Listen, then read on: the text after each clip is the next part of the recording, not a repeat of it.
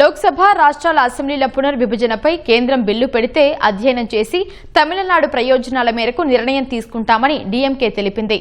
Bill పరిధి లక్ష్యాలు తెలిసిన తర్వాత విశ్లేషించి నిర్ణయం తీసుకుంటామని డీఎంకే వర్గాలు పీటీఐకి తెలిపాయి.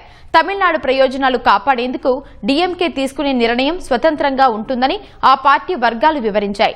డీలిమిటేషన్పై వర్షాకాల సమావేశాల్లో పెట్టే బిల్లు స్వతంత్ర చట్టంగానే ఉండే అవకాశం ఉందని, ఇతర చట్టాలతో కలిపి ఉండదని భావిస్తున్నట్లు డీఎంకే వర్గాలు వివరించాయి. 50% సీట్ల పెంపు, రాష్ట్రాల మధ్య ప్రస్తుతం ఉన్న సీట్ల పంపిణీ నిష్పత్తిని అలాగే కొనసాగించడం తదితర వంటి అంశాలు చర్చలో ఉన్నాయని తెలిపాయి. జూలై 16న జరిగిన పార్టీ ఎంపీల సమావేశంలో డీలిమిటేషన్పై చర్చ జరిగింది. లండన్లో ఉన్న డీఎంకే అధ్యక్షుడు ఎంకే స్టాలిన్ వీడియో కాన్ఫరెన్స్ ద్వారా ఈ సమావేశంలో పాల్గొన్నారు. హస్తం పార్టీతో పొత్తు లేనందున బిల్లు విషయంలో కాంగ్రెస్ పార్టీని సంప్రదించకుండా స్వతంత్రంగానే నిర్ణయం తీసుకుంటామని డీఎంకే వర్గాలు వివరించాయి.